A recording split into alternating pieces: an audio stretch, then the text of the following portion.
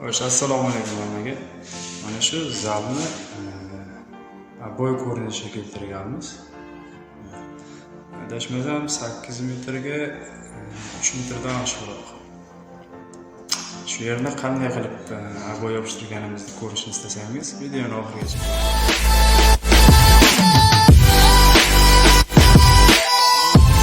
eski ko'rinishi.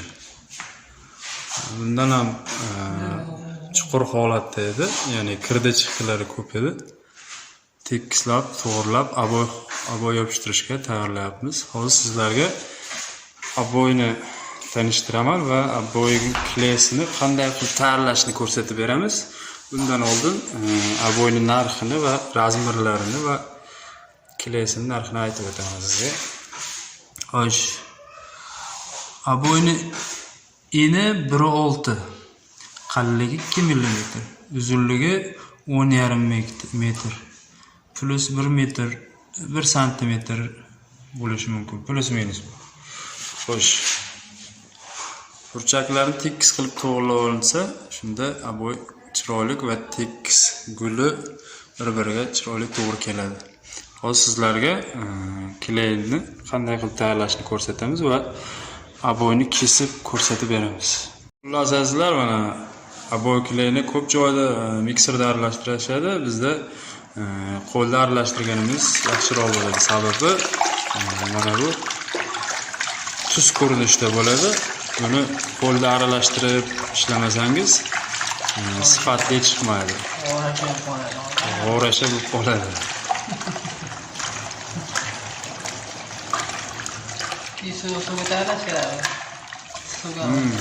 Buni issiq suvga tayyorlamaymiz, faqatgina sovuq suvga tayyorlaymiz.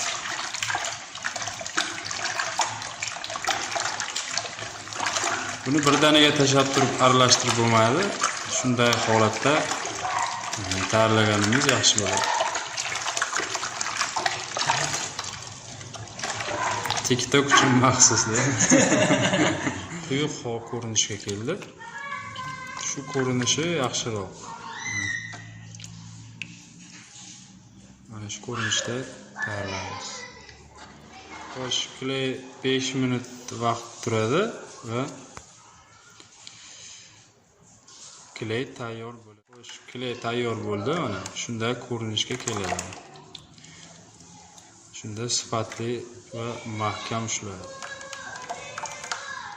Aboyni ham kesish boshladik, mana.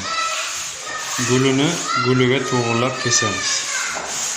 Xo'sh, qarashib qo'yaman.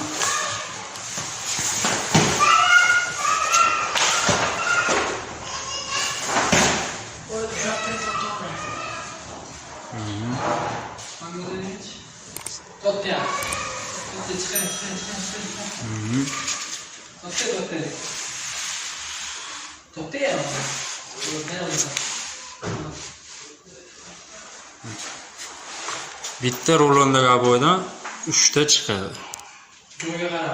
Joyiga qarab. Bu yer hozir 270 atrofida balandligi. Shuning uchun bitta rulondan 3 ta chiqadi. Mana hozir shuncha lishni bo'lyapti. 40 santimetr atrofida.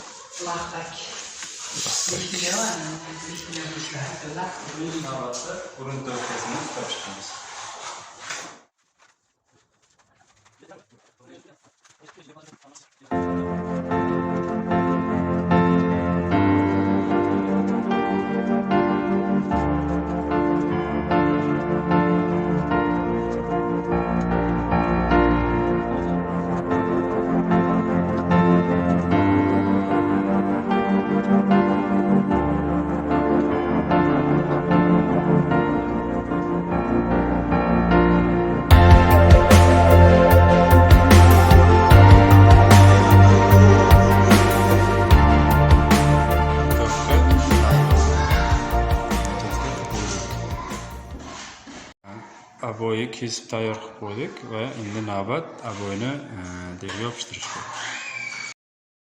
Aboy kleylash boshladik. Birinchi aboyni ustini kleylab olamiz va devorni ham bir marta kleylab olamiz. Keyin unutmang, burchakdan 1,6 santimetr bu yoqqa metka qilib olasiz. Biz metka qo'yganmiz, yaxshi ko'rinmayapti. Metka. Yo'qdan 1,6 boshlash uchun.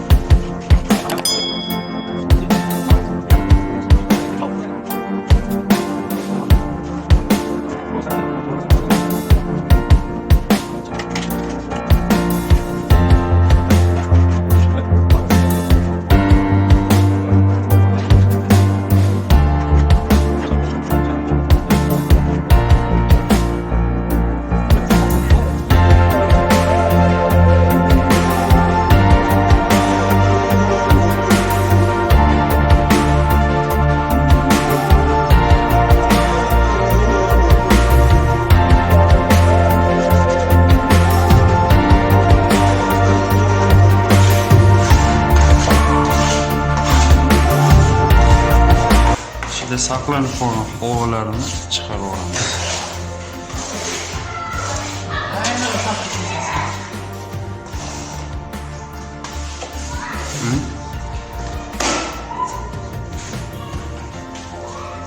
Bunday chok bo'ladi. Chokni marlinda sidirib, nam marlinda yo'qotib olamiz. Misol uchun buyoqdagi choklar yo'qolib ketgan, yo'q chok.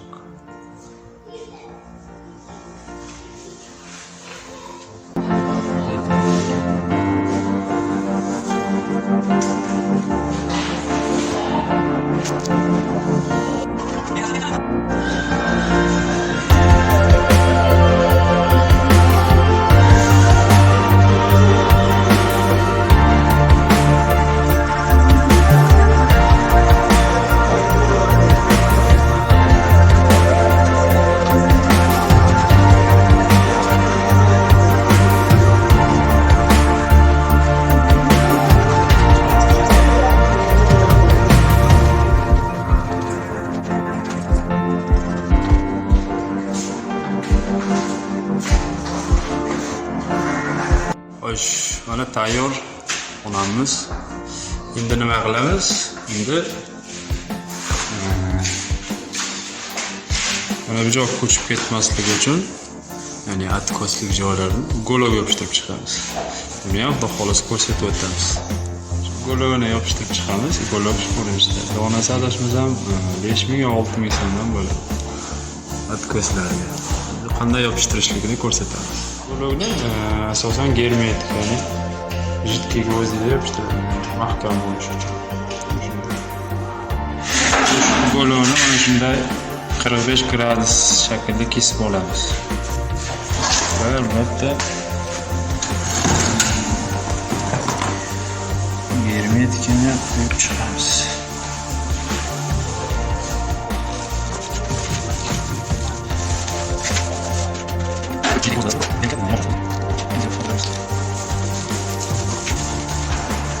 Yaxshilab qotib olish uchun skotch yopishtirib qo'yishni tavsiya qilaman.